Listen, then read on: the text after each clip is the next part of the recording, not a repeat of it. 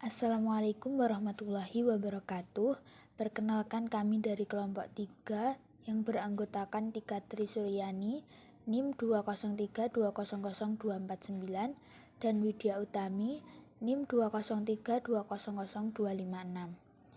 Di sini kami akan mempresentasikan hasil kerja kelompok kami, yakni keterampilan dasar mengajar. Yang pertama, pengertian keterampilan dasar mengajar. Keterampilan dasar mengajar adalah kemampuan atau keterampilan yang bersifat khusus yang harus dimiliki oleh guru dan dosen agar dapat melaksanakan tugas mengajar secara efektif, efisien, dan profesional. Keterampilan dasar mengajar harus dimiliki dan dikuasai oleh tenaga pengajar karena dengan keterampilan dasar mengajar akan memberikan pengertian lebih dalam mengajar. Mengajar bukan hanya sekedar proses menyampaikan materi saja, akan tetapi menyangkut aspek yang lebih luas seperti pembinaan sikap, emosional, karakter, kebiasaan, dan nilai-nilai. Selanjutnya, macam-macam keterampilan dasar mengajar. Yang pertama, keterampilan bertanya atau question skill. Bertanya merupakan ucapan verbal yang meminta respon dari seseorang yang dikenal. Bertanya merupakan stimulus efektif yang mendorong kemampuan berpikir. Dalam proses belajar mengajar, bertanya memiliki peranan penting, karena pertanyaan yang tersusun dengan baik dan teknik penyampaian yang tepat akan memberikan dampak positif terhadap siswa. Dampak positif terhadap siswa antara lain, yang pertama meningkatkan prestasi siswa dalam kegiatan belajar mengajar, yang kedua membangkitkan minat dan rasa ingin tahu siswa terhadap suatu masalah yang sedang dihadapi atau dibicarakan, yang ketiga mengembangkan pola serta cara berpikir aktif siswa, karena berpikir itu sendiri sesungguhnya adalah bertanya, yang keempat menunjukkan proses berpikir siswa, karena pertanyaan yang baik akan membantu siswa agar dapat menentukan jawaban yang lebih baik pula. Yang terakhir yakni memusatkan perhatian siswa terhadap masalah yang sedang dibahas. Selanjutnya, dasar-dasar pertanyaan yang baik adalah yang pertama, jelas dan mudah dipahami oleh siswa, kemudian diberikan informasi yang cukup untuk menjawab pertanyaan siswa, difokuskan pada suatu masalah atau tugas tertentu, memberikan waktu yang cukup kepada siswa untuk berpikir sebelum menjawab pertanyaan, kemudian bagikanlah semua pertanyaan secara merata, berikanlah respon yang ramah dan menyenangkan agar timbul keberanian siswa untuk menjawab atau bertanya, serta tuntunlah jawaban siswa sampai mereka dapat menemukan sendiri jawaban yang benar. Yang kedua yakni keterampilan menjelaskan atau explaining. Keterampilan menjelaskan adalah penyajian informasi secara lisan yang dikelola secara sistematis untuk menunjukkan adanya hubungan antara satu dengan yang lainnya. Bukhari Alma menyatakan bahwa keterampilan atau menjelaskan ini berhubungan dengan 1. Penyampaian suatu ide atau pendapat atau pemikiran atau bahan pelajaran dalam bentuk kata-kata.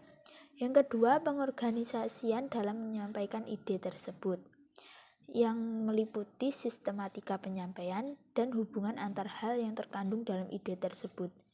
Yang terakhir yakni upaya untuk secara sadar menumbuhkan pengertian atau pemahaman pada diri siswa. Menurut T. Gilarso, hal yang harus diperhatikan dalam penjelasan adalah 1. Merencanakan pesan yang disampaikan, 2. Menggunakan contoh, yang ketiga memberikan penjelasan yang paling penting, dan yang keempat mengajukan pertanyaan kepada peserta didik tentang materi yang belum dipahami. Perkenalkan, nama saya Tika Trisuryani, NIM 203200249. Di sini saya akan melanjutkan presentasi dari Mbak Widya Utami. Pembahasan saya yang pertama adalah keterampilan memberikan variasi. Variasi pengajaran merupakan kegiatan berupa interaksi pembelajaran yang memiliki tujuan untuk mengatasi kebosanan siswa dalam kegiatan belajar mengajar. Dalam mengatasi kebosanan ini, guru dapat melakukan berbagai cara, misalnya dengan perubahan gaya belajar dan mengganti media pembelajaran dengan media yang lebih menarik. Maka dari itu, sangat penting bagi guru untuk memiliki keterampilan memberikan variasi dalam pembelajaran. Keterampilan dasar ini bertujuan untuk mengatasi rasa bosan dalam kegiatan belajar mengajar. Menurut Marno dan M. Idris, penggunaan keterampilan mengadakan variasi mengajar seyogianya memenuhi prinsip-prinsip sebagai berikut. Yang pertama, relevan dengan tujuan pembelajaran bahwa variasi mengajar digunakan untuk menunjang tercapainya kompetensi-kompetensi dasar. Yang kedua, kontinu dan fleksibel, artinya variasi digunakan secara terus-menerus selama KPM dan fleksibel sesuai kondisi. Yang ketiga, antusiasme dan hangat yang ditujukan oleh guru selama KPM berlangsung. Yang keempat, relevan dengan tingkat perkembangan peserta didik. Tujuan dari memberikan variasi pembelajaran adalah yang pertama, untuk mengembangkan dan menarik perhatian siswa pada aspek belajar mengajar yang komprehensif untuk diterapkan. Yang kedua, menghilangkan rasa bosan siswa ketika proses pembelajaran. Yang ketiga, memberi kesempatan bagi siswa untuk menggali dan mengembangkan bakatnya, serta menyelidiki hal baru yang belum diketahuinya. Dan yang keempat, menumbuhkan dan mengembangkan karakter positif siswa terhadap guru, sehingga terciptanya iklim belajar yang baik. Kemudian, prinsip penggunaan variasi, yaitu sebagai berikut. Yang pertama, hendaknya variasi digunakan dengan memiliki maksud tertentu yang sesuai dengan tujuan yang ingin dicapai. Variasi hendaknya digunakan dengan lancar dan berkesinambungan sehingga tidak mengganggu perhatian siswa dalam proses belajar. Dan yang terakhir, variasi harus direncanakan dengan baik dan secara gamblang dicantumkan dalam rencana pelajaran. Komponen-komponen mengadakan variasi yaitu variasi dalam KPM bertujuan sebagai proses perubahan saat pengajaran. Komponen variasi pengajaran dapat dikelompokkan menjadi 3 komponen, yaitu variasi cara mengajar guru, variasi dalam penggunaan alat dan media pembelajaran, dan variasi pola interaksi siswa dan kegiatan siswa. Selanjutnya, saya akan membahas mengenai keterampilan memberikan penguatan. Penguatan atau reinforcement dalam kehidupan sehari-hari biasanya dikenal dengan sebuah penghargaan. Praktik pemberian penghargaan seringkali kita temui dan bahkan kita lakukan dalam keseharian. Misalnya, ketika ibu memberikan pujian kepada anaknya yang pintar, ataupun ketika kita memberikan acungan jempol saat mencicipi masakan ibu yang enak. Dari contoh di atas, sebenarnya merupakan praktik penguatan.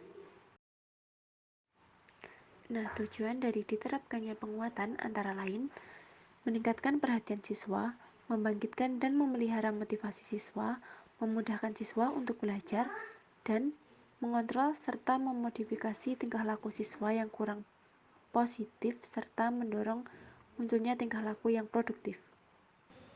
Prinsip penguatan. Saat akan memberi penguatan, terdapat hal-hal yang harus diperhatikan.